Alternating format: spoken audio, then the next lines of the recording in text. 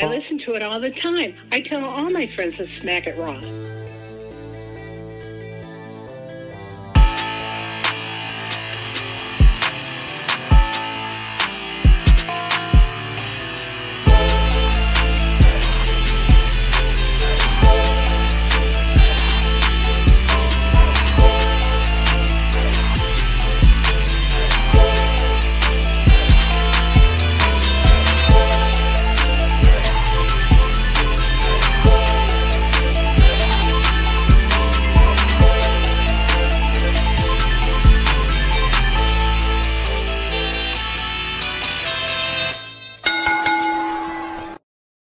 Following podcast contains mature content. The views and opinions expressed by the host are not necessarily those of the host. Listener discretion is advised.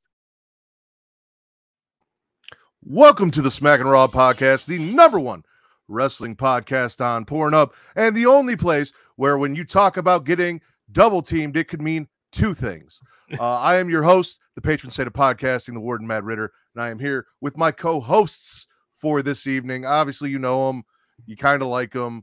He is my friend, Daddy Delgado, the Salt and the Spitter Swallow, host of Straight Talk Podcast, SES Vince. Yes, he's here. They retired my number 6 jersey across the NBA this week, Matt, because I'm that good. I'm that damn good. Yeah, that's fantastic. You're also finally tied with Katie. You caught up, so congratulations. You know, I have to give some suspense. You know, I have to let Katie think she's gonna win. You know, or else where's the suspense? Where's the intrigue? You know, there's no drama. I want drama. Katie says you're not the porno poppy. I'm gonna put that up here real quick. That is not important though. What is important is finally, after a lot of work, we have got Dylan from the World Elite Podcast. He didn't make it here when we had Marcus on, so we made a very special episode for just him. Dylan, how's it going? Hey man, I'm doing good. How y'all doing tonight? Good. Somebody's mic's got some feedback or something going on. Let me mute me, see if that's... No, it might be Dylan. Uh-oh. Yeah, I think it's Dylan. Yeah. So, well, Dylan works on that. Let's take a look here. So, news and rumors. First and foremost, what I want to talk about is our Patreon.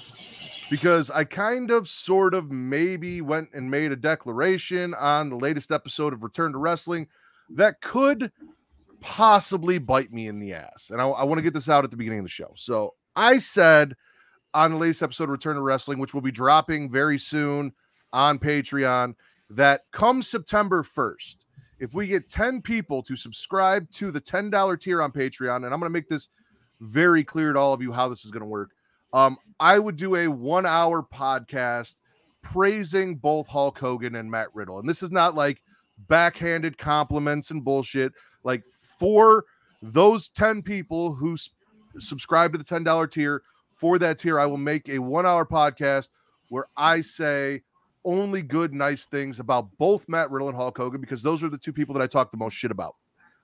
I also said, and I have to go back and listen to verify the amount of time, but for now, I'm going to say a month until I correct myself, that if 50 people, and I set this very high for a reason, if 50 people subscribe to the Patreon at the $10 tier come September 1st, I will become an official Matt Riddle Stan account, i.e. as what Vince did with Sheamus after we caught him up in his bullshit.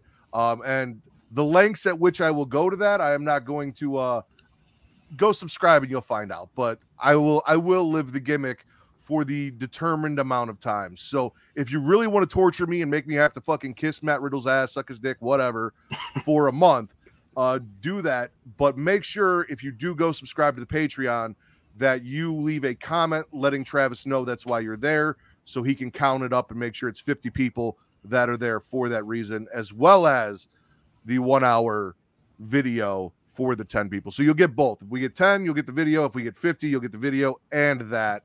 Young Kings Wrestling, YKWrestling.com, Black Lives Matter t-shirts, all of that money gets put into a fund and is donated to great causes that support, as we've talked about repeatedly, people who have been involved in situations of racial injustice, who have lost family members to police brutality, as well as various other things, but in no way, shape, or form is associated to the Black Lives Matter organization. So if that's holding you back, don't worry about that.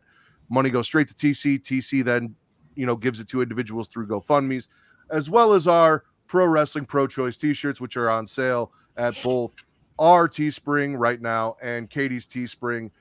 You can find that at linktree.com or linktree/creation world. Go to the merch store. That money from us goes to the Women's Reproductive Rights Assistance Project. From Katie, it goes to Planned Parenthood. If you go check hers out. So we ask that you donate and do all that. But that's all the plugging. That's all out of the way. Dylan's here to talk wrestling. Vince is here to talk wrestling, I think. I don't know. Yes, I am. Why is there doubt? I'm multitasking, Matt. Johnny Ace is gone. Gone.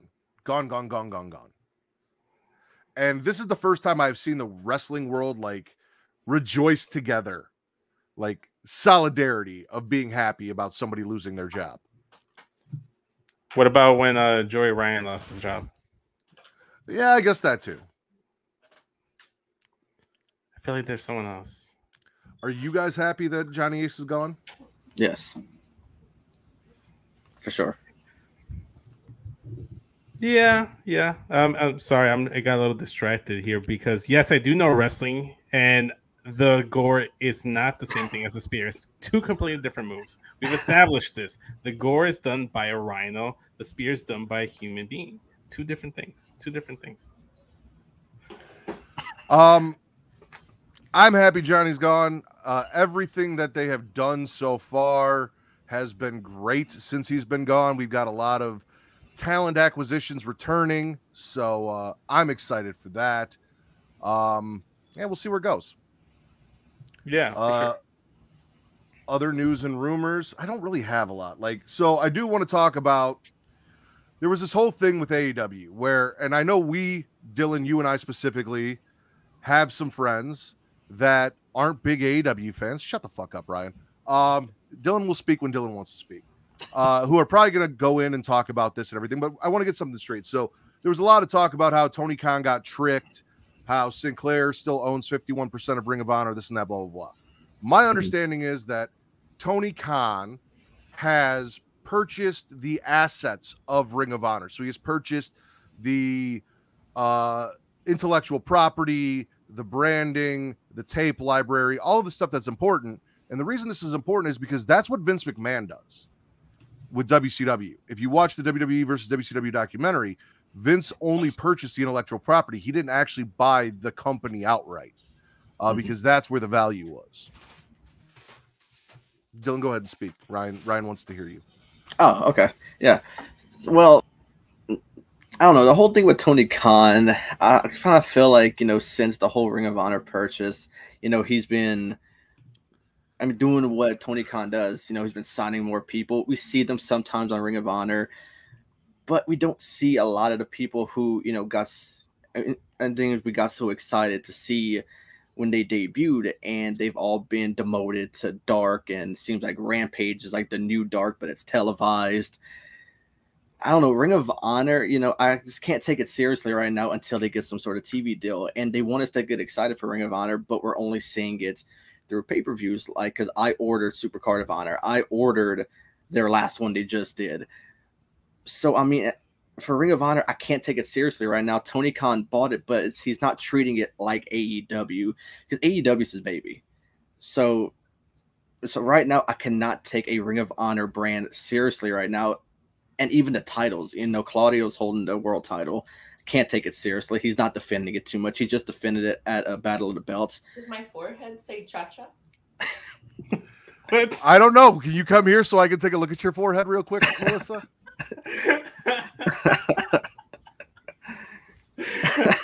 Sorry about that. All right, so we're gonna mute Vince and let you go on while he figures that out. Figure out if her forehead says cha-cha. Let her know. I'm with you though. Ring of Honor, like you said, Claudio, champion. He's not. I think he came out for Mox at the end of Mox's match. He didn't even have the fucking belt with him. He's not out there feeling like Ring of Honor champion. Samoa Joe barely on TV. Exactly. FTR holds the Ring of Honor tag belts, but they also hold another set of belts or two. Yeah. So They come out with all the belts, but they're not really doing anything with the Ring of Honor brand. And when they do, it's on Rampage, and Rampage mostly sucks. It does, so there's that. Pretty much. Vince is distracted, so we'll just move on.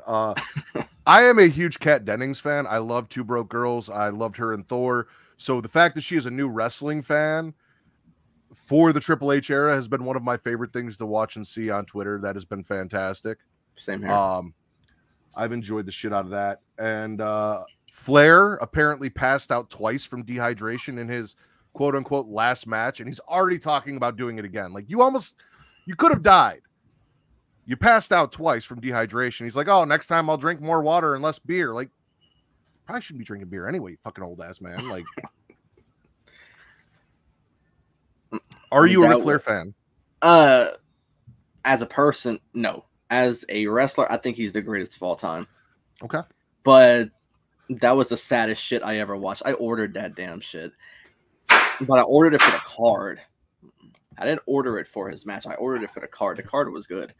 But that match was so pathetic. And he looked bad. And of course, Ric Flair being just like John Moxley had to bleed. And it was one of the saddest things I've ever watched in my life. I mean, there's a point where you're going to ruin your legacy, and we are at that point. Katie, I agree. Ivan Drago, if he dies, he dies.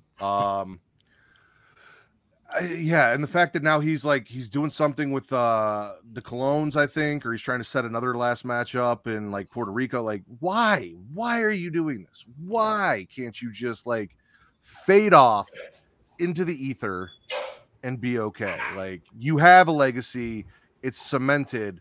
And right. The more you're around and the more you do, the more you're ruining that for everyone that likes you.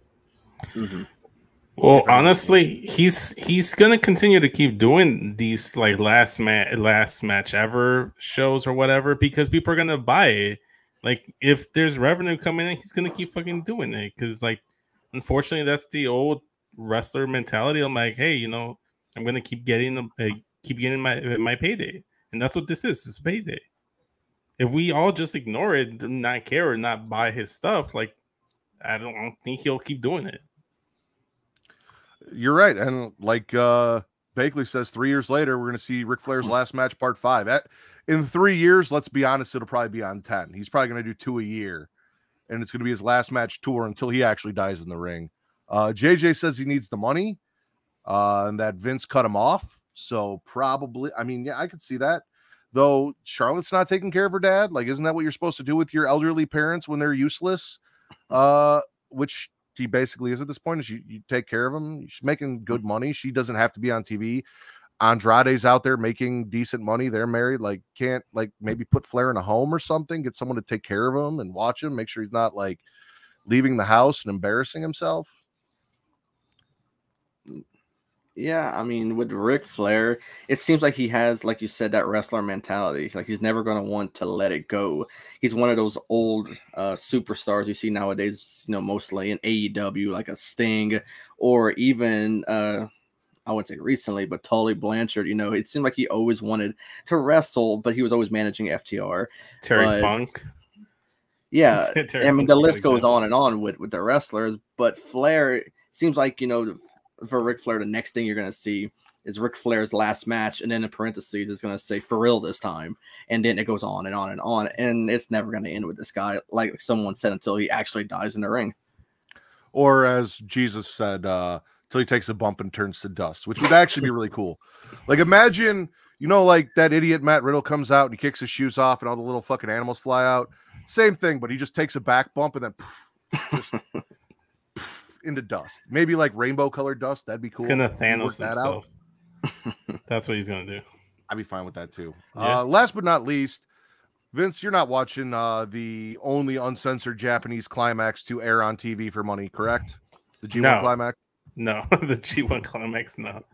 Yeah, it's the only uncensored Japanese climax you can pay for on TV. That's what it's facts. Dylan, are you watching G1 climax? No, I'm not.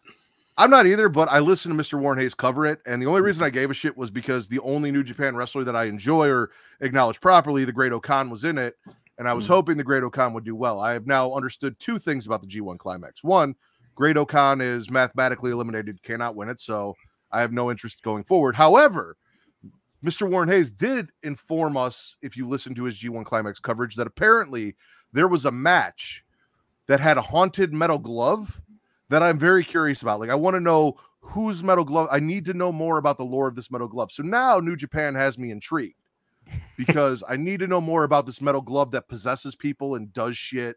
Like, so between Great Okan and the metal glove, and then possibly like their partnership with Stardom, they may slowly suck me in. So I know Taichi has stripper pants. Is it Taichi's glove, or did he find like a haunted glove that belonged to someone else? Bakley, let me know. Like, I need to know who the glove belonged to, how it possesses people. Like, I need information. This sounds like the Undertaker's urn. This sounds The like guy the who trained Undertaker. him handed it down. Is that guy dead though? Like, is his ghost possessing the glove? Like, this is the information I need. All right, let's get into the show. Dylan, you are our guest, so you were going to start us off. Spit or swallow? So I actually never take notes for my own show, so I actually came prepared with notes for this one. So I guess I'll start off with spit, I guess. Okay. So I'm gonna go to Monday Night Raw with the announcement of the newest tournament for the women's tag titles. And I'm not hating on the tournament. I think it's kind of pointless because of the makeshift tag teams they're bringing into this. But I do love the idea of showcasing women's wrestling. You know, I'm all for women's wrestling. I love that they showcase it more and more. And now that Triple H is in charge, you're going to start seeing more of that, which is awesome. But there's one little thing about it, and that's the NXT side of things. And bringing in Nikita Lyons and Zoe Stark. And Zoe Stark is challenging Mandy Rose for the women's title at Heatwave on Tuesday. Mm-hmm. But you have Gigi Dolan and JC Jane right there in front of you, and you don't pick them. You do Nikita and Zoe. I think that's a horrible decision. And the thing is, I already kind of know who's going to win that tournament. I mean, it's pretty obvious with Dakota Kai and Io Sky. But I mean, you could have at least put them in and give some competition towards the ones who we know is actually going to win, because we already know the outcome of this thing. I believe it's going to turn into a Money in the Bank when CM Punk beat John Cena. He went away for a little while. Then John Cena won the title. CM Punk came back with the actual title. Something tells me that Sasha and Naomi are going to come back at Clash at the Castle. They're going to have the titles with them. And it's going to cause this whole thing like we saw in 2011. It's just recycling old storylines. Yeah, but so I'm with you and I'm not. Like, I'm swallowing the big opening women's segment and the 6-woman brawl. I am spitting the team of Alexa and Asuka because I even tweeted this out today. A lot of these teams don't make sense and seem like they were put together for either convenience or like Shotzi and Xia Li.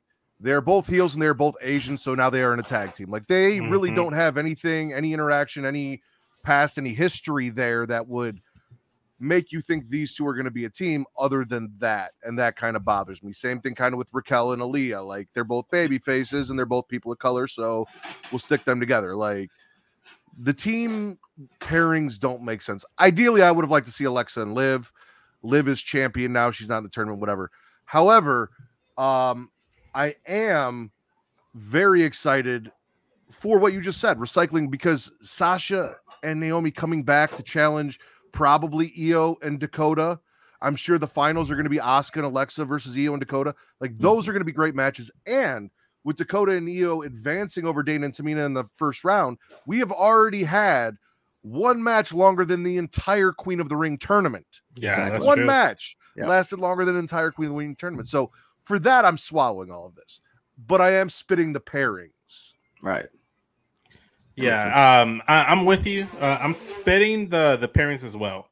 I'm spitting the fact that they brought up Nikita Lyons and Zoe Stark. Zoe Stark, I have no issues with whatsoever. But Nikita, like, why are you bringing her up? Like they're not going to do anything. It's just a makeshift tag team. If they should have brought anybody up, it should have been either Team Ninja or it should have been Toxic Attraction or just some actual established NXT tag team.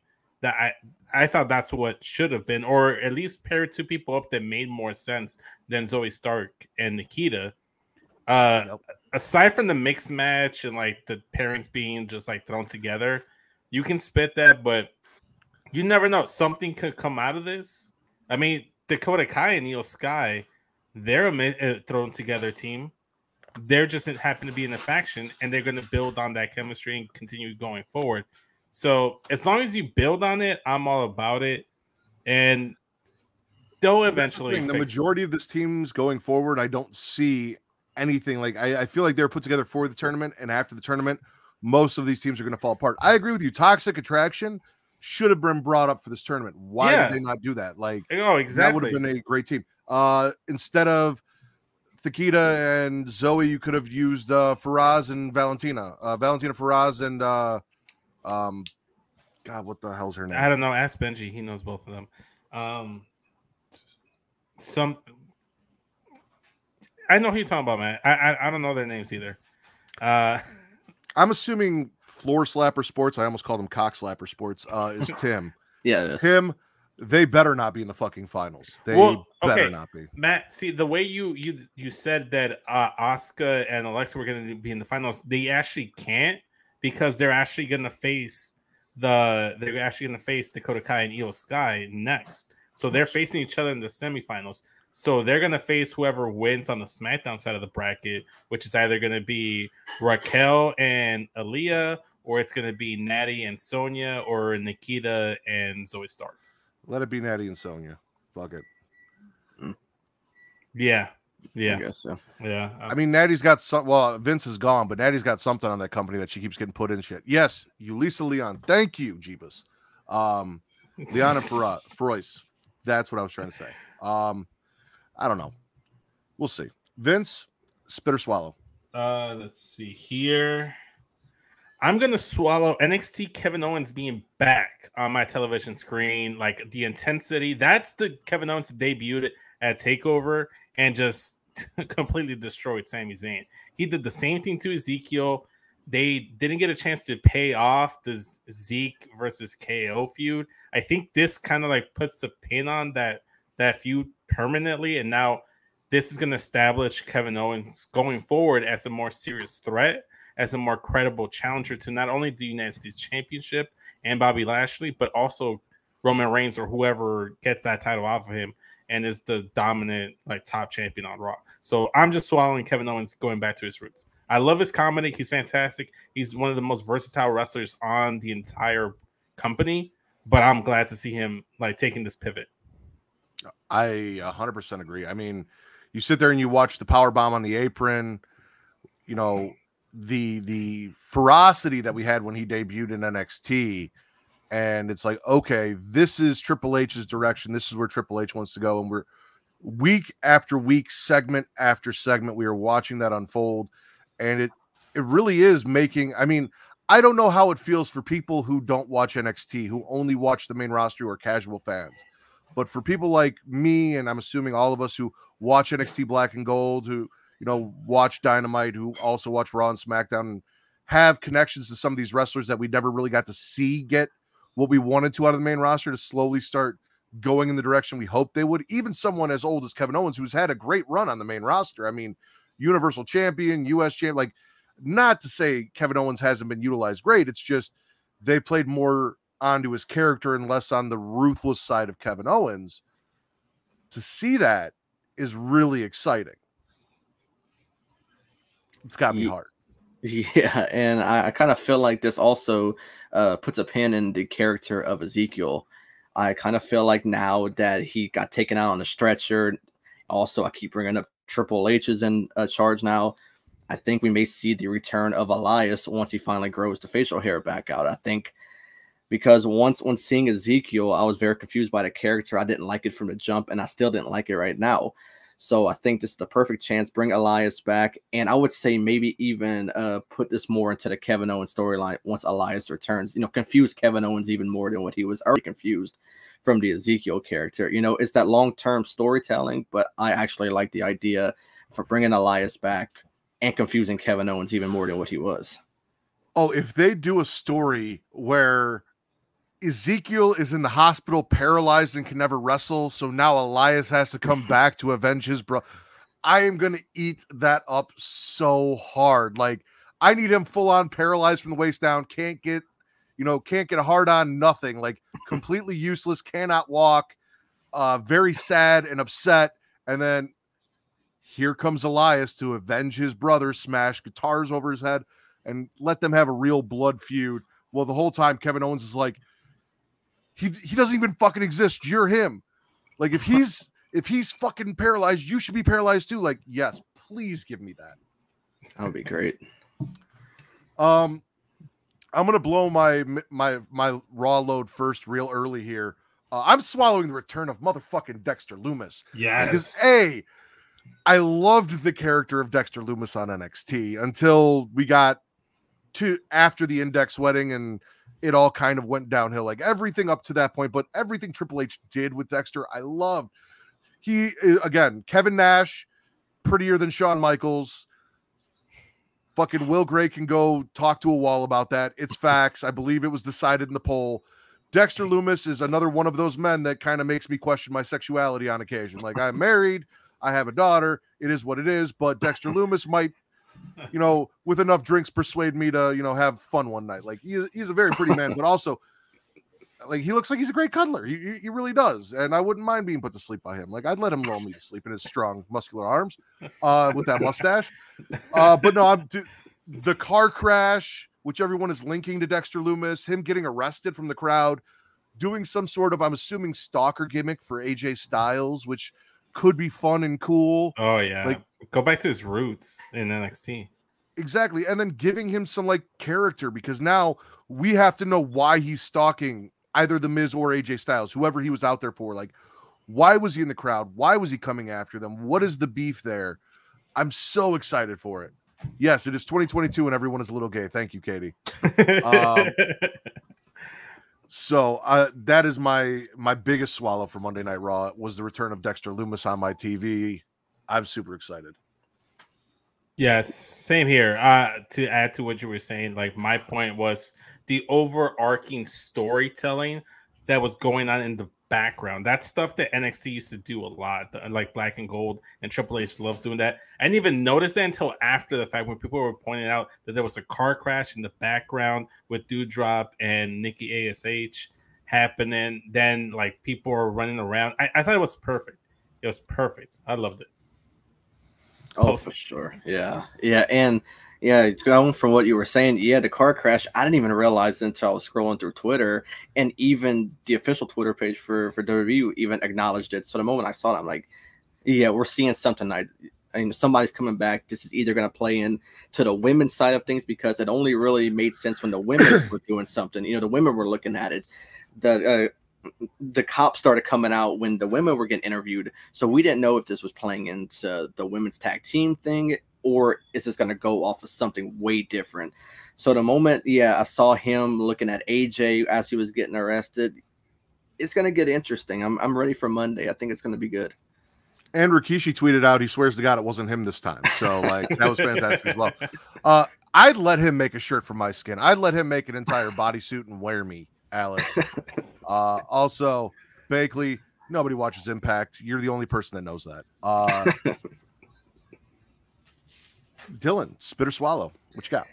So I did a spit already, so I'm going to do a swallow. And the only other one that was not mentioned yet by either two of you, I'm going to go on the AEW side of things. One of the very few things they're doing right now, and that's setting up a good main event for All Out with the return of CM Punk. You know, we're getting the champion versus champion, and we already know with them two, it's going to be a bloodfest. You know, Mox is going to be bleeding within the first maybe 3 minutes of a match. He's going to take a headlock, and somehow he'll be busted open, pouring blood. CM Punk, we know, can bleed. We've seen the dog collar match with MJF. It's going to be a good main event, but it just makes me wonder, is there something that's going to happen at the end? You know, we haven't seen MJF in a while. For me, MJF is a world champion caliber wrestler. We haven't seen him since the pipe bomb, if you want to call it that. Mm-hmm. So maybe at the end of All Out, you know, whoever wins, whether it's Mox, whether it's Punk, I would love to see something happen at the end. You know, it was All Out last year, got a really good finish with Cole and Danielson debuting. for me, I think you got to go up on that and you got to do something big at All Out again. So while we're getting a good main event, we got to get something really good at the end to close it out. All Out for me is like the top pay-per-view for AEW. So you got to close out with something big. But yeah, that's my swallow is the main event they're setting up with CM Punk and Mox. I agree with you. Vince, would you like to chime in on CM Punk? Uh-oh. Well, I agree with Dylan. That's one of the two swallows from the entire episode of Dynamite was CM Punk and Jon Moxley.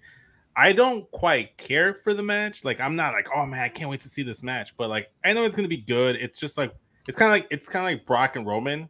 I'm not like oozing and chomping at the bit to see the match, but I know it's gonna be good and it's like a high profile match. So they need these high profile matches. That's specifically what AEW needs going forward. It's a bit more high profile matches, and that's what this is gonna be. And it's gonna be here in Chicago. It's gonna be All Out. The question is, are they gonna boo Mox out of the building? Because Chicago can be homers. They can be homers, and they should be. I was listening to Wrestle Index. I know Tim is a huge Mox fan. I was listening to what he was saying. He said this is probably the biggest match they could put together. Me personally, I think the biggest match they could put together, they already kind of did with Daniel Bryan and CM Punk. Like, that to me is their top tier talent match. Like, I don't give a fuck about Jericho and his 40 iterations of different characters, whether he's a sports entertainer or he's claiming that he's the last survivor of the Heart Dungeon, which isn't even fucking true, because even if it's not TJ, it's fucking Natty. It's not Jericho. Like, no, pick one or the other. Or the Painmaker because he likes anal. Like, whatever his deal is, I don't care. Mox, I'm not a huge fan of. Like, I'm not. But I am kind of excited for this match. I did love the My Way treatment that people were giving it on Twitter with the face-off between Mox and CM Punk thrown back to Austin and The Rock. Like, in my opinion, not that level, but I get it. It's cool. It's fun. It made me go back and listen to some Limp Bizkit this week, so I appreciate that, Twitter. It's been a while since I've thrown Limp Bizkit on. But yeah, no, I'm with you on that. That's a swallow. Yeah. I'm gonna use this opportunity since you brought him up. I'm just gonna spit Chris Jericho's existence because I do that every week when he shows up on television. Your turn, so you can spit. Yeah. Oh wait, no, I don't want to waste my spit on Chris Jericho. You were just gonna waste your spit on Chris Jericho. I just wanted to throw like a quick little a quickie spit, you know, like it wasn't my legit official one. Okay. Well, if that's I encourage everyone in the chat, and also thank you all for being here. Alice, Katie, JJ, Justin, Ryan, if you're still there, Tim, everyone that came and joined us, I appreciate you. And feel free to do like Jeebus, and spit and swallow along with us in the chat, and I'll throw it up here for everyone to see. Because Jeebus is spitting the fact that you haven't stripped yet.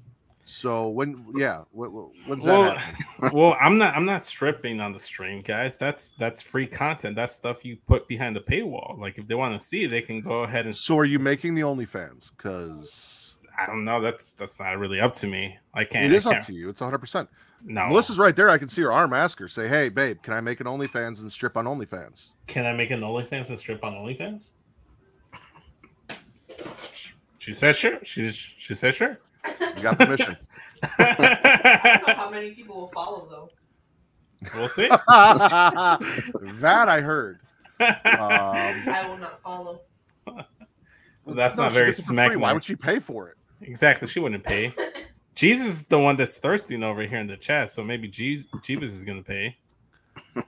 Would you follow Matt if he had an OnlyFans? I support. Watch Pornhub? Yeah. Does she know that she's on the podcast right now live? Yeah, she knows. She knows. Okay. She was on Straight Talk with the Get Show crew.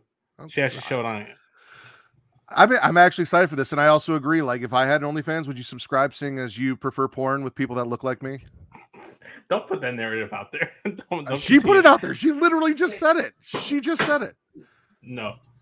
Matt, I will say you're smarter than everyone on the Straight Talk show because they're idiots. Well, thank you. See, I might hire her. Idiots. I might bring her in and replace you. Oh yeah, you go ahead. I'll go and shower. And I'll go get some pizza or something to eat. What's your spit or swallow, Vince? I'm gonna swallow the team of Io Sky, Sky Kai. I'm calling them right now. defeating Dana Brooke and Tamina, them advancing in the tournament. I know we're circling back to Raw, but I'm just really excited to see Io Sky back on WWE TV because for a good spell there, she just wasn't there. What? Wait. No, Ryan, let Dylan speak. Dylan has been speaking. Yeah, I have. I feel like he turned the stream off, came back, and just missed everything that you said. Pretty much, yeah. It seems like that. Give me another listen and listen back to the entire show, and then you'll hear Dylan speak. We'll get back to him. We already talked about Kai Sky, as you called them, a little bit. So I'm going to go back to Raw, and I'm going to swallow the fact that Riddle is not only not been on Raw, but then his two buddies who have gone out of their way to harass my hero Seth Rollins for no fucking reason to try and defend him are getting their asses kicked by Seth Rollins every week. So Seth beating the Street Profits along with putting Riddle on the shelf, huge swallow. Yeah. I got that on the swallow as well. The match specifically themselves, Seth versus Dawkins, it was one of the better matches on the show. I very much enjoyed it. I'm gonna start calling them Riddle's lackeys. They're not even gonna get until I find something better. They're not getting the honor of being called the Street Profits anymore because I love them. And then there's a curse of Matt Riddle, ladies and gentlemen. We talked about this. Everyone who hitches their wagon to Matt Riddle, and we listed them off last week: Timothy Thatcher, Keith Lee, Randy Orton, MSK. Something bad happens. Yeah. Street Profits are now losing since they have hitched their wagon to Matt Riddle. Everyone that associates with this man is either losing, fired, or injured. Stay the fuck away from this guy. Yeah. So yeah, Dylan, I'm going to allow you to speak again. Spit or swallow. All right. So I hope Ryan's listening, because I am speaking. But I'm gonna go to another spit because all my swallows have been taken already. So the end of Dynamite before Punk comes back, same shit over and over again. We've been seeing this forever, and I'm so tired of it. It's a brawl between the Jericho Appreciation Society and the Blackpool Combat Club, along with Kingston and his guys. It's the same shit over and over, and I thought we were going to get something big. I mean, obviously we got CM Punk coming back, but before Punk came back, before I even thought about him coming back, I didn't think Punk was going to come back during a brawl. And we got that brawl, and I was like, come on, man. Like, we end this shit all the time. This should have ended a long time ago. Even at Blood and Guts, it should have been done. Oh, yeah. And they continue it, and it seems like they're not going away from it. It's annoying. But Punk coming back kind of saved the end of Dynamite. Not by much, though, because I feel like they rushed Punk back because it seemed like he was hobbling a little bit at the end. So yeah, I'm hoping they're not rushing him back too quickly because their ratings are dropping pretty bad, I think, right now. And even with Triple H running things now, it seems like AEW is not even competition right now. Oh, they're not. They're not. Like, unfortunately, like, they were competition to NXT. Even if like Triple H wasn't around, I don't think there's still competition to WWE because you still need the casual fans, and unfortunately, they still haven't attracted those casual fans, and that's the one thing that AEW just doesn't have. Like, honestly, like, even for me, and I love wrestling. I'm a diehard wrestling fan. Sometimes I find it hard to even tune into AEW because I feel like some storylines are start and stop. A lot of the wrestlers that I do know aren't really doing much. Like a Keith Lee, I feel like he could be doing way more than being in a tag team with Swerve. Just little stuff like that. Like I find very little things to swallow on Dynamite. Right. Yeah. I mean, I've got a few swallows for Dynamite. Dynamite was much better than Rampage, but I cannot stand. See, I don't know what he's talking about. I have not seen a comment about a definition for interim. That was in the chat. That was not in this chat. That was in the league. So, and it's just kind of randomly throwing shit up now. Like, I'm not even clicking on stuff. So, but no, I absolutely spit Jericho, the JAS.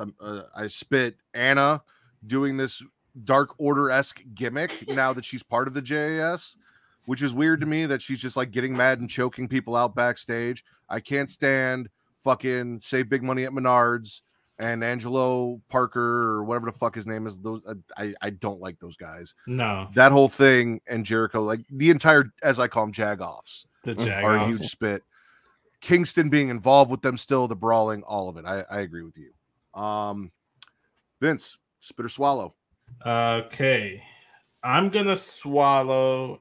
This is a 2-part swallow.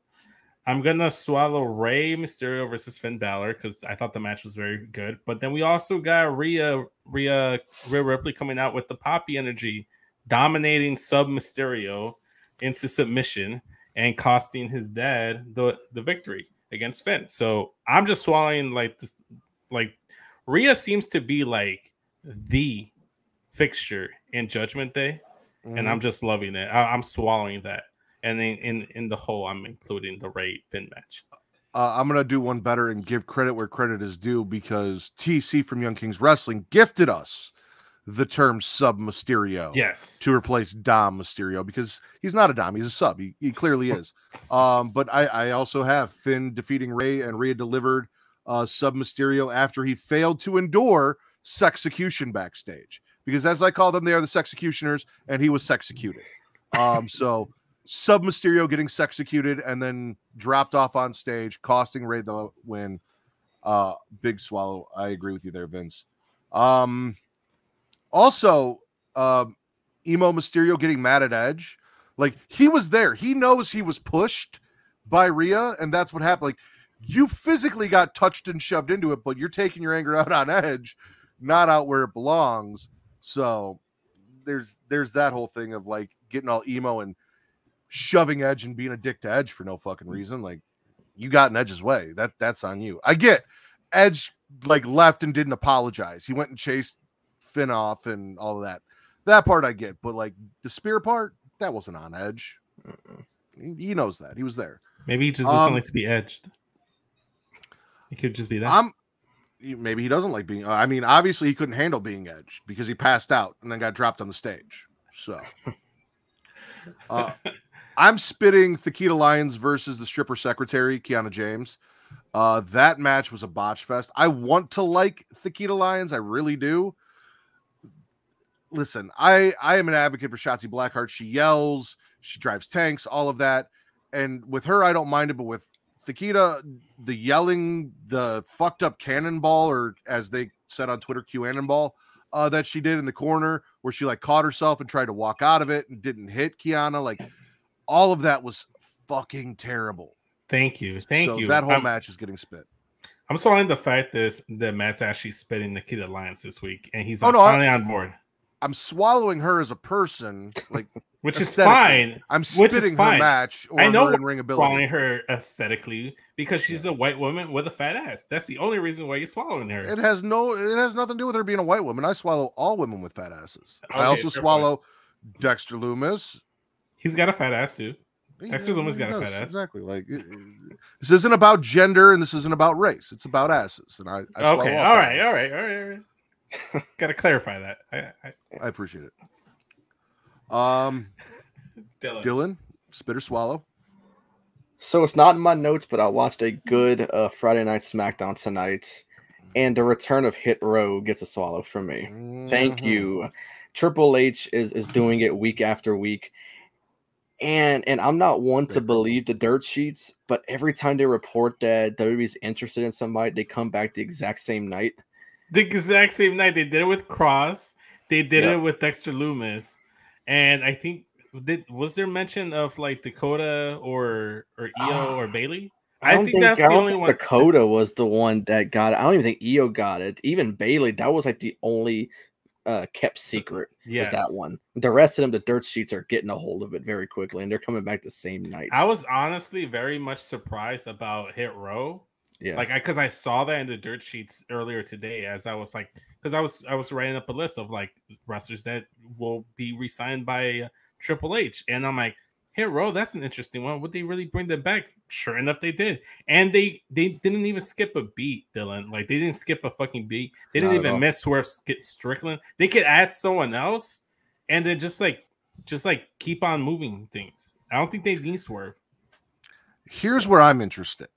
Because they did say that Ashanti and his name is escaping me. Ashanti the Adonis, yeah, B-Fab, I said Ashanti and B-Fab, and Top Dollar.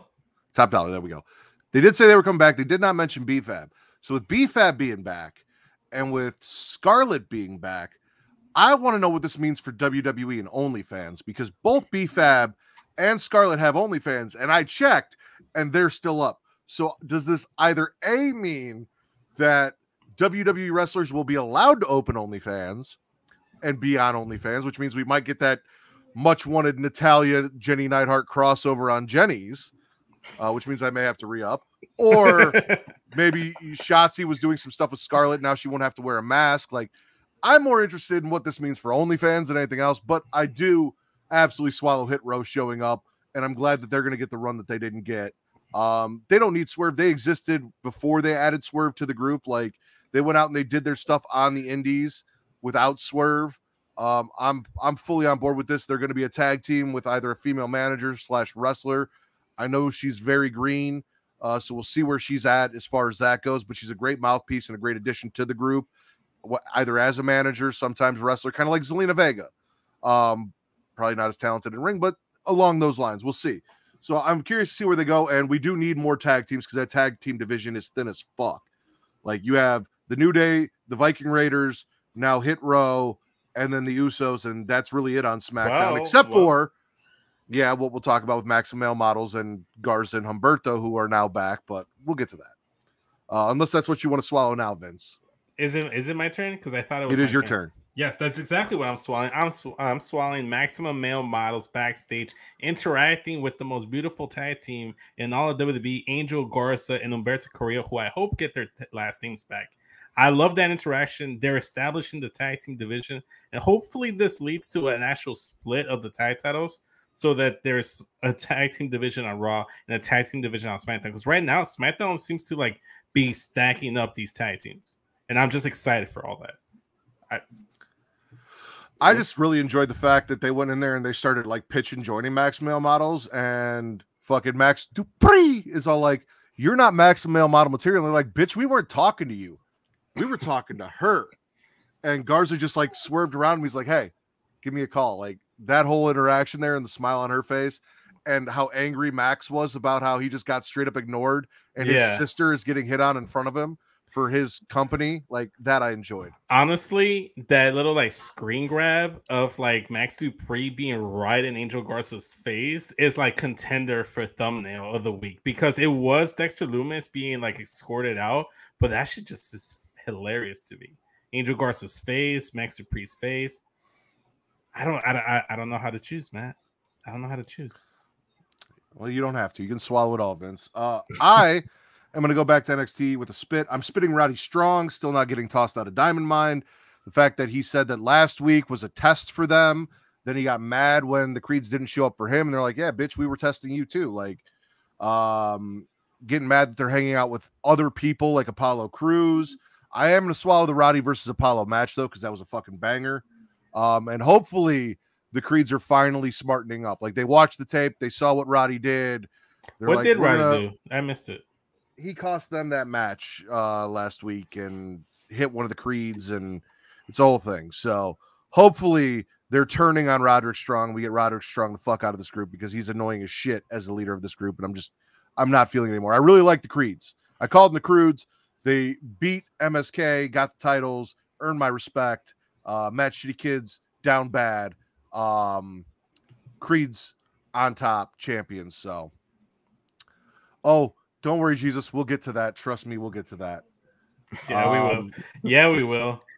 We'll get to that for sure. Dylan, spit or swallow. So this may be the only thing I bring up outside of the ring, even outside of any promotions. I'm gonna spit the entire IWC right now after the return of Hit Row. The moment they return, they automatically bring up Swerve Strickland and say how he's wasting away in AEW when he's currently a tag champion with Keith Lee. So I wouldn't necessarily say you're wasting away someone. If you're wasting away, you're talking about Ruby Soho. You're talking about other guys the TK brings in automatically thinks they're stars and then gets demoted to AEW Dark, or even their televised AEW Dark on Rampage. So I wouldn't necessarily say that they're wasting away Swerve Strickland. Yes, it would be nice to see Hit Row as a full faction, but you can't downsize Ashante the Adonis, Top Dollar, and BFAB, because I think they're great. Because I watched them three perform at a GCW event in Texas against Shane Taylor Promotions, and that was a fantastic match. So they're capable of doing good things. So don't necessarily say that Hit Row is not complete just because Swerve Strickland's not there. Well, I agree. I didn't really see much of that on my. Well, he replied back to somebody who said that. Okay. Yeah. What I saw on my feed was stuff like, man, I wish Swerve was here. It would have been cool to see all four of them. Or other people saying like, damn, Swerve over here looking at Hit Row debuting on SmackDown while he's over here on AEW. Yes, he's a tag team champion, but you can make a case that they're the tag team champions, but they're not really doing anything with them. You know, they're on Dark, or Rampage, or I mean, other than Mox and Jade Cargill, they're not really doing much for any of their champions right now. No one. The All Atlantic Championship seems to be non-existent. Where's Pac at? I mean, is he ever defending it? I mean, he's a traveling man. So I was gonna say, apparently, I thought this was gonna be like an Intercontinental title, because I still feel like the TNT and TBS titles are TV titles. So like that would be like a third tier title to me. Right. But apparently this is more of like a travel the territory sort of title, where he defends it on Dark, he goes to other promotions and defends it. That's what they're doing with it. Even though Japan is not in the Atlantic, he goes to Japan and defends it against, you know, those wrestlers, because that makes sense. Still pisses me off. But yeah, I don't know. There is a lot of stuff I enjoy about AEW, and then they leave a lot to be desired as well. They got a lot they could work on. Vince, spit or swallow? Okay, let's go back to NXT, and I'm gonna spit the rounds match. Like, I want better for Wes Lee. Like this, like what was the point of them wearing boxing gloves if this wasn't technically a boxing match? Like I get they were being used as props, but it just like it felt kind of like pointless. Like I don't know, man. I just didn't like it. I like what am I trying to blank? Trick Willie? Trick Williams, yeah. I like Trick Williams. I like Wes Lee. I just don't like what they did. Can you say I like Trick Willie for me? No. Please? No. Won't do it OnlyFans. Won't say I like Trick Willie. Will you swallow Trick Willie for me? No. Jesus Christ, Vince. By the way, Melissa's laughing because she's tuning into the live stream so she can actually hear what the fuck we're saying, because you can't hear it because it's in the headphones. So are you?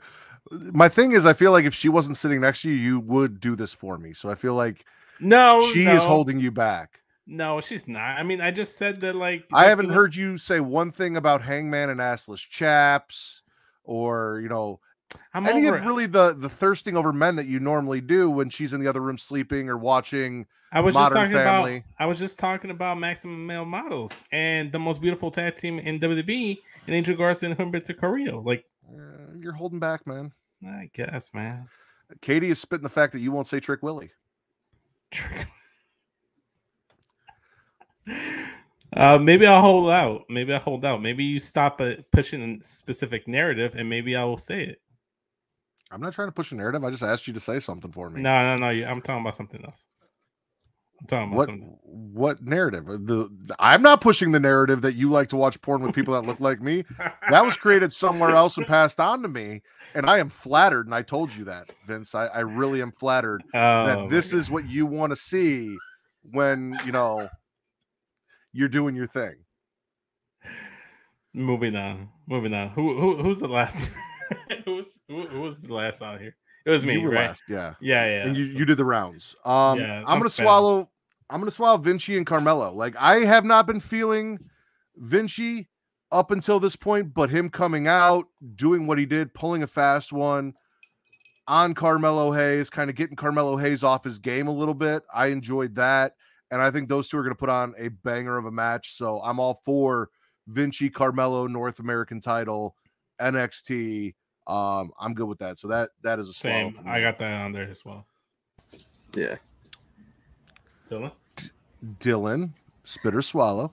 So I'm gonna go to a swallow, and I'm gonna go with the whole storyline with the Young Bucks, trying to look for a tag team partner for the trios tournament, and I think it's all leading to Kenny Omega coming back. I want it, and I think it all makes sense for Kenny to come back. Okay. I am not a huge Omega fan. I call him Kenny Blow Omega, and I call him the Young Cucks. I am glad that we are not getting Hung Bucks, because I would hate having to say that every week, because I am not a fan of that whole idea. So I like that Hangman turned them down, because I don't like the fucking Bucks. And I feel like by saying Hung Bucks, I'm implying that they're hung, and I don't want to push. That's a narrative I don't want to push. Like, I feel like they have small dicks, is what it is. Not so Hung Bucks. Like, Hangman's hung, but not the Bucks. Anyway, neither here nor there. I guess it'll be cool for the trio stuff. It keeps Kenny out of the main event picture, keeps the Bucks out of the tag team title picture, so we can focus on other stuff. Depending on where it ends up, if it ends up being Dark Order versus the Elite, with Hangman having to decide between his groups of friends, that could be fun. So yeah, we'll see where it goes. I'd actually kind of like to say, or I would kind of like to see Dark Order actually do something and win this whole thing. Like, that would be cool to me, because they haven't done shit, and they're technically still around, but like, Cole Cabana's fucking gone. Like, CM Punk came back and Cole Cabana just disappeared off the fucking face of AEW. Are we surprised though? Are we surprised? Not really. That was probably in his left, contract clause. Join Jericho. Like, it is what it is. Vince, you have anything on the Hung Bucks? You want to talk about Hangman real quick and his giant dick, or? Well, like, I've slowly eased up on Hangman Adam Page, because he's not rocking assless chaps with his wrestling gear. So, like, why push a narrative? Like, why continue to thirst over a man that won't give me what I want? So I've stopped that. Like, also too, like, team up with these guys. Like, win the trios tag titles. Why do you care about Dark Order? He wants to make it seem like he's such a good friend to Dark Order, when he really isn't. Like, they're there for him, but he usually just forgets about them. It's a one-sided friendship with them. So I don't know why he's trying to make it seem like, oh no, this is for them. I want them to win the trio title. Like, Dark Order isn't gonna win shit. I still like to see it. Tiny Hands, Reynolds Wrap, whoever their third is, whether it's Uno, Dos Tres, or Cinco. Like, I'm all for it. Let's do it. I'm gonna swallow the Santos and the Don Tony sit down. We're getting a street fight to finally end it all, to finally put Santos to rest. If he loses, he's fucking gone. Bye-bye. Adios. Listen, he sat down. He said the reason he couldn't submit to the Don was because he had too much pride. If he really fucking had pride, he would have lived up to the stipulation he agreed to for the match he lost. That is having pride. That is doing what you said you were going to do. He did not do that. He has no pride. You misinterpreted the whole thing, because the way it was actually presented on camera, on television, was Santos Escobar finessing Tony D'Angelo into a match that he didn't have to have.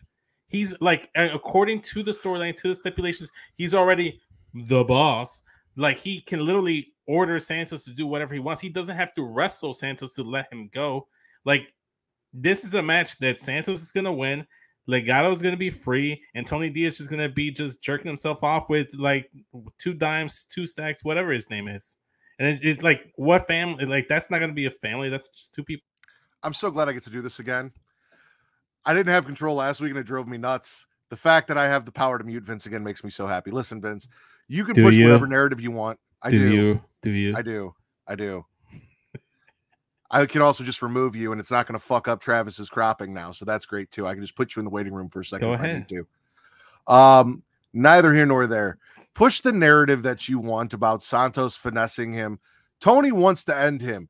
You should be thanking your Don, because the Accord, as Katie said, was a little mini movie, that he didn't just off Santos and send him to sleep with the fishes like he did the dude that is now over in AEW, part of why am I blanking on everyone's name? I don't know. Maybe it's the factory. The factory. Yeah. He's over there joining the factory with QT Marshall. Like, that's where Santos could be. Santos could be gone in the factory in AEW hanging out with QT Marshall if Tony wanted it that way. He's doing you a favor by giving Santos one chance because he actually respects Santos. Santos respects nobody. Santos doesn't even respect himself. You're taking things a little bit too personally, man. This is just business. This is not personal. Clearly not business, because if it was business, he would have lived up to his obligations. Dylan, spit or swallow? So I'm gonna go and I'm gonna do another spit, and it's dealing with the trios tournament again.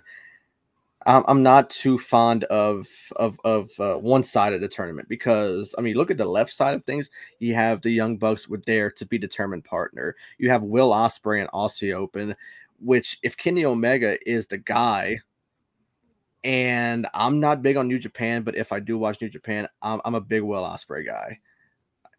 And the potential of seeing Kenny Omega and Will Ospreay in the same ring, and with Will Ospreay talking mad shit about Kenny Omega, this leads to something good. Now I know people is not huge on Ospreay; they're not huge on the flips. I know certain Jim Cornette's not a big fan of the whole flips when it comes. I mean, so do I. I just don't like Will Ospreay flips. That makes sense, but yeah, the whole right side is not good. I mean, the Dark Order, I would love to see them do something, but I can't see it. They have the Trust Busters, I think, with Parker Boudreaux, who just signed with AEW tonight after Rampage. And then, I mean, who else do they have on that? You know, I think there's only one good team on that side, other than maybe Dark Order. I think it's House of Black. So I can see House of Black moving to the finals, I think, very easily, because Best Friends is taking on Trust Busters on the right side. Now the left side is where all the good stuff is happening. Death Triangle. Like I said, the Bucks and their to be determined partner, Will Ospreay also open. It's all good, but I don't know. It's not a good buildup. I think the trios title could be even bigger. It's just I think too many injuries right now. You know, Adam Cole and Red Dragon can't even compete because they're not cleared to go, and they just turned on the Young Bucks. So that could have made for something good, but they're not cleared. So injuries in AEW. Yeah, it's kind of hurting this tournament. I feel like the injuries for AEW kind of made the trios title maybe rushed a little bit because you're putting trios teams that's not, you know, really worthy of competing in it. You know, for me, they could have waited. Kind of feels like what they're doing, like they're kind of like piecing things together, like they're doing with the women's tag team tournament. Because if you look on their side of the bracket, they have Sky Kai or whatever. Then they have Asuka and Alexa. So like the left side of the bracket looks like to be a little bit more promising and legit contenders to actually walk away with those titles. But if you look on the right hand side of the bracket with Raquel and Aaliyah or Sonya and Natalia, like it doesn't seem like anyone's believable on the right hand side of the bracket. And it's the same thing that Dylan's pointing out with the trios tag team tournament. So I feel like it's not even an AEW thing. I feel like it's just like a wrestling thing right now. Like they're rushing into things. Sometimes like you need the foreplay. You got to like ease your way into it. Though, if you think about it, it's probably going to be the Bucks and Omega that win the trios titles and are the inaugural champs. And if that's the case, there's already a built-in feud for when Red Dragon and Adam Cole get better. So you get the surprise, you get that whole thing. You know, make them champions, and then right off the bat, you have UE. I'm gonna have to go back to calling them Undefined Erection because the Elite are no longer together, so it's not the Undisputed Elite. So Undefined Erection comes in and attacks them. Adam Cole, Kenny Omega, the Bucks, Red Dragon, that whole thing. So we'll see how it plays out. Vince, spit or swallow? Spit or swallow? I'm gonna go back to Dynamite. I'm gonna stay on Dynamite, and I'm gonna swallow the Lucha Bros versus La Facción Ingobernable. That tag team match was fantastic. I'm sorry, say that again. La Facción Ingobernable. What about Gobbling My Knobs? The tag team match was fantastic. The chemistry between Rush, Andrade, Penta, Rey Fenix, it was great. I loved it. 4 fantastic Mexican luchadors, like tearing it up in the ring. The storytelling aspect of tying Penta's mask to the bottom rope, and then like I forgot what his like valet is or his manager is called, but him tossing the second mask in the ring to try to help Penta, but then that mask being tossed to the side, the crowd chanting, throw a mask, like they're trying to get like fans to throw an extra mask for Penta, like him taking off his mask to dive in to save his brother, to save the match. That's loyalty, that's commitment, that tugs on the heartstrings, man. Loved it. Sure does. Are either of you guys familiar with the movie Silence of the Lambs? Yes. Ding, ding. I haven't watched it in a Ding, while, ding. but Okay. yeah. So my next swallow from NXT is, as I put this in my notes, Wendy Chu going all Buffalo Bill in the dark on Tiffany Stratton. Because if you remember in Silence of the Lambs, there was a point where he cuts off all the lights, Clarice's in the house, he puts on the night vision goggles, he's stalking her, and that's exactly what Wendy Chu did here. I thought, shout out to Allison who said that Dexter Lumis would make a skin suit out of me, that Wendy Chu was going to make a skin suit out of Tiffany Stratton in the dark there. Just put on the night vision goggles, beat the shit out of her, turned the lights back on, left her laying. I am not a huge Tiffany Stratton fan. I love me some Wendy Chu. This was entertaining as shit for me. Yeah. I loved it. I thought it was good. Dylan, spit or swallow?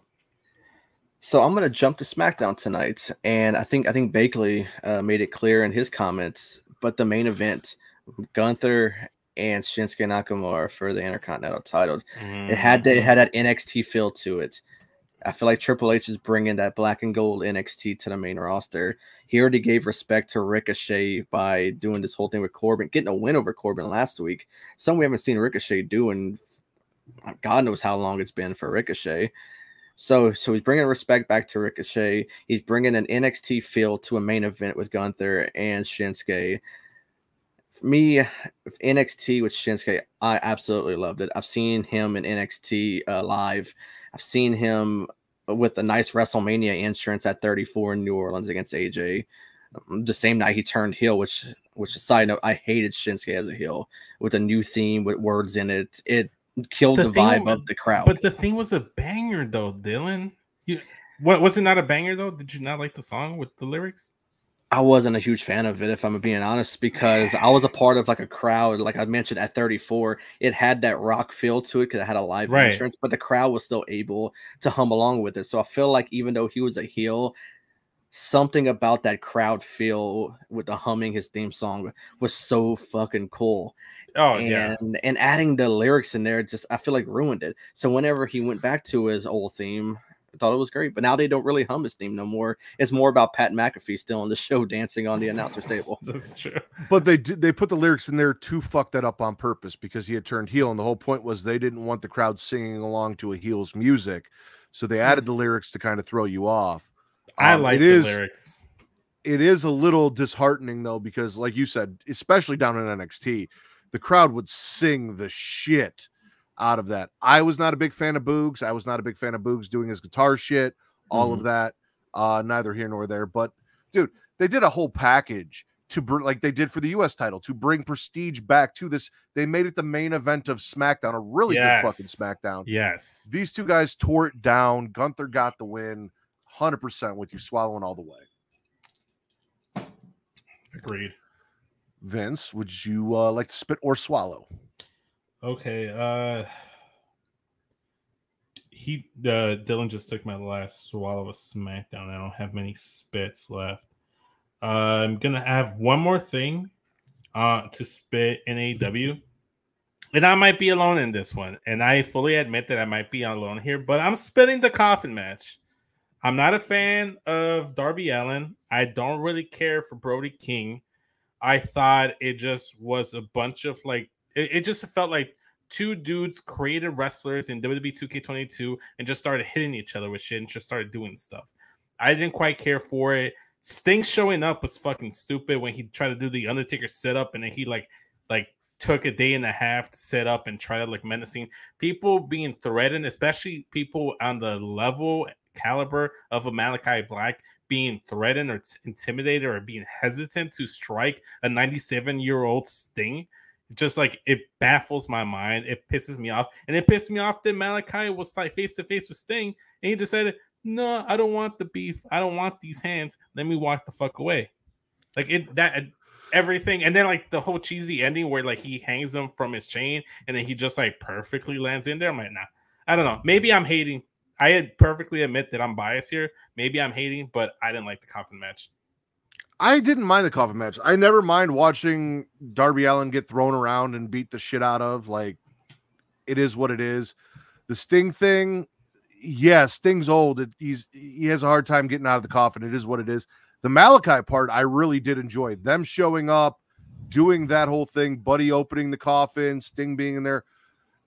I enjoyed all of that, and I don't see it the way you saw it. I saw Malachi looking at Sting and being like, you're not on my level anymore, old man, and just walking away. And you saw Sting get pissed that Malachi dissed him in the ring. The icon Sting.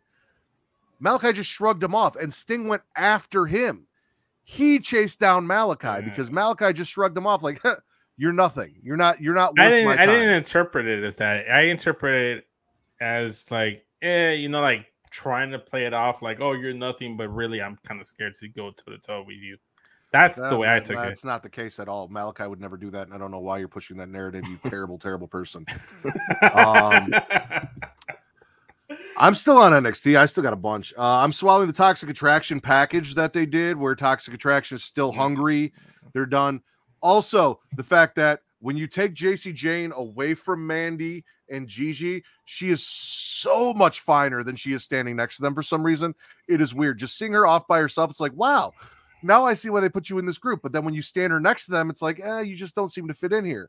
So it's a weird aesthetic, but Gigi having her own segment, JC having her own segment, that whole thing for that tag team I really enjoyed. So that was a swallow for me. Nice. Dylan, spit or swallow? So I don't believe I have any more swallows left, but I have one more spit, and I'm not sure if you want to consider it an open challenge or what they're doing with the TBS title, but anything right now involving Jade Cargill is getting a huge thumbs down for me right now, because I don't know, the TBS title seems kind of, irrelevant to me. They're doing this whole thing with Athena. I thought it was leading up to some with Chris Statlander. I'm not even sure if she's hurt right now. She mentioned something about being hurt, I believe. If I kind of think, unless I'm wrong. So. Yes. Yeah. So Chris was supposed to get a push, I believe, for the world title. Okay. Injured her other knee. Okay. So she is out, and Tony is taking her spot. They pushed it a little bit too hard to the point where she got her knee injured. So that's pretty much, yeah. But I don't know anything right now with Jade Cargill. She's not losing. I think the only person to even challenge her would be Athena. They pushed Madison Rayne a little too much. I think too quickly. They debuted her last week. She already got a title shot, and we already knew she was going to lose. So what was the purpose of having her even get this match, knowing she was going to lose? You could have put Jade up against some no-name, some indie talent if you knew that she was going to win. It doesn't pay to bring up someone who is a good knockout and Impact to come over and lose to Jade in her second match. It didn't pay to do that.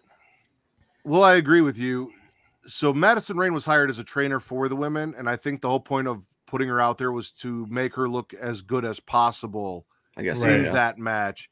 Because the money match that are still banking on, which we saw at the end of that, which is a part of it that I am swallowing, was Athena showing up and attacking Jade. Now, I know Ember Moon, Athena, not the greatest promo. In ring, in fucking sane. And I love that she is here, that she's being utilized. I'm excited for that. I'm hoping she's the one that finally dethrones Jade. It should be. This was more to make Jade look good going into her match against Athena, who she is still kind of ducking than anything else, is the way I saw it. Vince, you got any more on that, or you want to spit or swallow? I'll go to my next spit or swallow. This is a quick one. I'm swallowing Chase U. That backstage segment that set up the Ariana match versus, I forget the member of Chase U. What's her name? She had her debut match. Thea versus Ariana.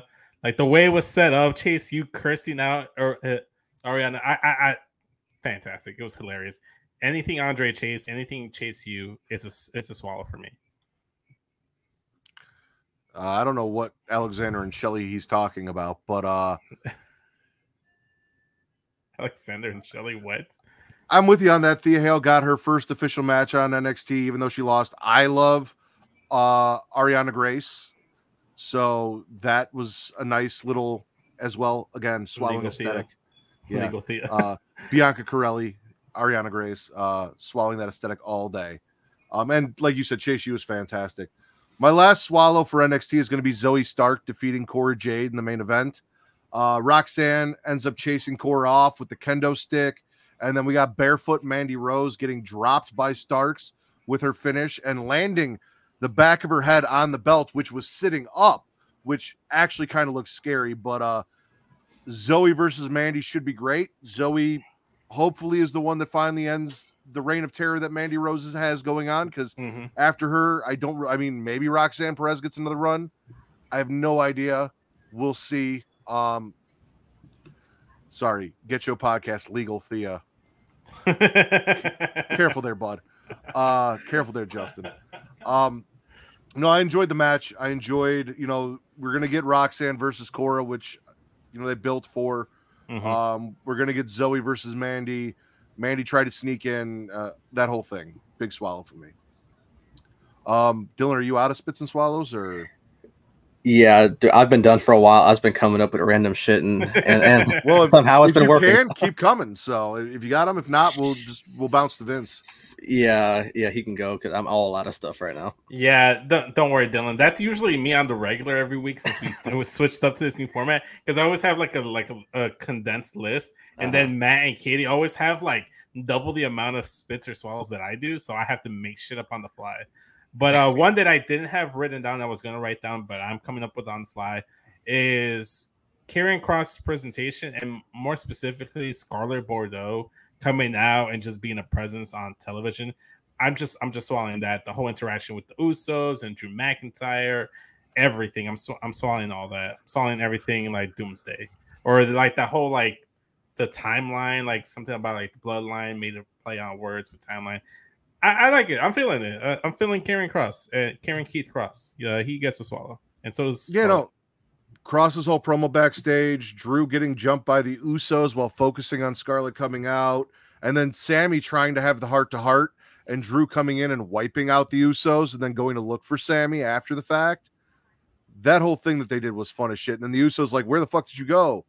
And Sammy's like, "Oh, I went to go get help." Like, I'm very curious as to what's going to go on with Sammy and the Usos, and the Kross element added to the Drew Roman feud makes it a little more interesting. So yes, I'm with you all the way. Also, I think that Daniel wants me to say some Japanese names.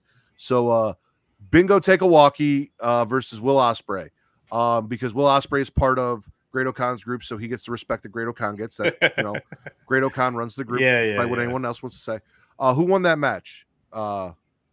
Bakley, let us know in the chat. I'm gonna swallow heel Ronda giving Shayna a reality check about playing by the rules.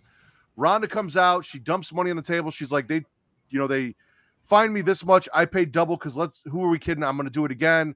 She's dropping security guards, and then Shayna comes out and she's like, listen, this is not how you do it. You play by the rules, did you get what you want? And she's like, yeah, what's that really done for you? And it's true. And I'm hoping this is the reality check that Shayna needs going into her match with Liv, to where, again, we see the old Shayna that we wanted that we never really got on the main roster. Yeah. And we kind of saw that with her attacking Liv after the contract signing, stomping the arm, going after the arm. So the fact that Shayna is number one contender for the women's title and actually being utilized, she's not in a tag tournament with Sonya. The fact that we're getting heel Ronda, which hopefully is more entertaining than babyface Ronda, because babyface Ronda sucks. Right. All of this is a huge swallow for me. Yeah, even like Reek, he was in our group chat talking about like, see, this is all I had to do to get me on board with Ronda. Just turn her heel. So he's satisfied. Bingo won. Well, you do win when you get bingo. So I Vince, do you have any more spits or swallows? Man, I think that's all of them, Matt. To be honest with you, I think I'm one quick spitting everything Wardlow, Jay Lethal related. I don't give a fuck. So I'm glad you brought that up, because I had that, and I'm conflicted, because my whole thing is The Pinnacle doesn't exist anymore. The Pinnacle was MJF's thing. FTR just kind of left. It dissolved unceremoniously. Wardlow got kicked out. And everyone's like, oh, it's the Pinnacle, the Pinnacle. And it's like, no, they're not the Pinnacle. They were both part of the Pinnacle, but the Pinnacle is no more. Like, Tully's got a new group. He's not with FTR anymore. FTR's doing their own thing. Sean Spears is having a baby, and he's fucking gone. Like, adios. Wardlow's doing his own thing. They're baby faces now. There is no Pinnacle. It does not exist. So that kind of annoyed me. I'm disappointed in both of you, though, because we got a revelation on SmackDown that I really thought one of you guys was going to bring up before you ran out. I'm swallowing the fact that Pat McAfee called Michael Cole out for getting stoned with Snoop Dogg on commentary. I forgot all about that. Jesus. It was fucking fantastic. If TC watched the show, he'd be disappointed. He should, and he should be. He really should be. I really want to know. Like, TC went back and did some looking and thinks he figured out which show it was, which WrestleMania it was. But I'd really like to know. Like, I need that in a WWE biography of Michael Cole, is the story of him getting stoned with Snoop Dogg. That is what I need. Like, give him a Broken Skull session and let Austin ask him about that. That's what I need to hear. And then my last spit is Parker Bordeaux, being, he got signed to AEW. He's officially AEW. Listen, I don't like when he came to NXT and everyone's like, oh my God, it's the next Brock Lesnar. I didn't get it. I didn't see it. I'm like, yeah, he's a big guy. He looks like he doesn't have the background that Brock Lesnar has. He's not NCAA champion. He doesn't have any of the athleticism. I said it in our chat today. Parker Bordeaux looks like Brock Lesnar fucked MGK. Like, he's not as in shape. He's not as impressive. He's hanging out with these two idiots in the Nutbusters. Like, not a fan of this whole thing. And I don't get the hype and why everyone's like, it's the next Brock Lesnar. I guarantee you it is not the next Brock Lesnar. No, he is Wardlow not. Is closer to the next Brock Lesnar. And I don't even like Wardlow Parker like that, and I can admit that. You've got bad taste. We've established that. Santos, you hate Wardlow. Wardlow's fantastic. We get it, Vince. Like, the only good decision you have ever made is sitting next to you on the couch unless she moved. And also doing this podcast with me. That was a great decision. Yeah. But, I'm spitting Parker Bordeaux. So you got a question, though. Thoughts on Stokely recruiting more members to his group. I don't know if it's a group or if he's just doing kind of like, if he's just going to be managing random fucking like people. The Bobby Heenan thing. Kind of, yeah. Where he's not really like he's gonna have Jade. I actually am very intrigued in the whole thing with him and the Ass Boys, where Billy went out and told the Ass Boys, "I miss the Acclaimed because this is all you're giving me," and then he's like, "You deserve better than this. You have an abusive father. Come take my card. You guys deserve better." So that actually has me interested. Like that's a good story. I'm in on that. Yeah. I'm also spitting JoJo Siwa being on WWE. I'll agree with that, Allison. Fuck that shit. Well, if that is all everyone has, Vince should get tested because symptoms of COVID is bad taste. No, yes. It's no taste. It's no taste. You could say you have no taste as well. Both of those work. Dylan, thank you for joining us. We had a blast having you on. Please go ahead and plug World Elite Pod, what you, Jordan, and Marcus have going on over there. What's coming up? Yeah, first of all, thank y'all for having me. I kind of know it's been hell trying to get me on. Life has been so hectic lately, but yeah, it was so nice to get away from the real world for a bit, joining y'all and just having a blast, man. I had so much fun, but yeah. You can see right here, you can follow the podcast on Twitter at World Elite Pod. We just released a new episode today. Well, Marcus and Jordan released a new episode today. I've been taking some time away from the show, but come back next week. But yeah, the 20 Years of Rey Mysterio is out right now on all platforms. Check it out. You can find my personal Twitter at Real Dylan Abear on Twitter. And yeah, next week, I'm not even sure what we're doing. I got to get with Marcus about our schedule because I'm honestly not sure what we're doing. So, but whenever we do figure out, we'll let everybody know on Twitter what we got going on. But other than that, yeah, that's all I got. All right. Vince, tell them about yourself. Yeah, you can go ahead and follow me on Instagram and Twitter. The link in my bio, linktree/SESVince, will get you all the Straight Talk content. I just dropped a Straight Talk episode with the Get Show podcast, dubbed the Get Show Bulls, where we get all our fan favorite Bulls players or best Bulls players after the Jordan years of the last 23 years or so. Drop that on YouTube, so go ahead and subscribe, follow, all that good jazz. We were talking about the women's tag team tournament. We were talking about how disappointed we were about the mismatched tag teams, the lack of creativity. Me and Katie Kinsey Bebe, we're dropping our episode on the 30th or the 31st. It's dropping. We're going to make sure that that episode gets there. We fantasy booked the women's tag team tournament, so go ahead and make sure you check that out. Follow, subscribe, turn on bell notifications for Straight Talk. That's STR8 Talk podcast, or it's just search up SES Vince. I know there's confusion. I apologize to Will that I was able to get both Dylan and Vince on one show and they both stood you up. Hopefully we can work that out. You guys can follow me at my brother's MATTRDDR on Twitter only. Also Smackin' Raw Pod on Twitter, Instagram, Creation World. It's the Creation World. Twitter, it's the Creation World. Linktree/Creation World, Facebook.com/Creation World, CreationWorld.com. Everywhere you want to find us, we're there. Go to Linktree/Creation World. You guys find us there. Linktree/Smackin' It Raw. You will find us there as well. That'll get you Pornhub, YouTube, merch, audio, everything you want from us. I want to thank everyone in the chat. I want to thank JJ for staying up this late, Will for stopping by, Alice for stopping by. I think I saw Kyle in the chat for a second.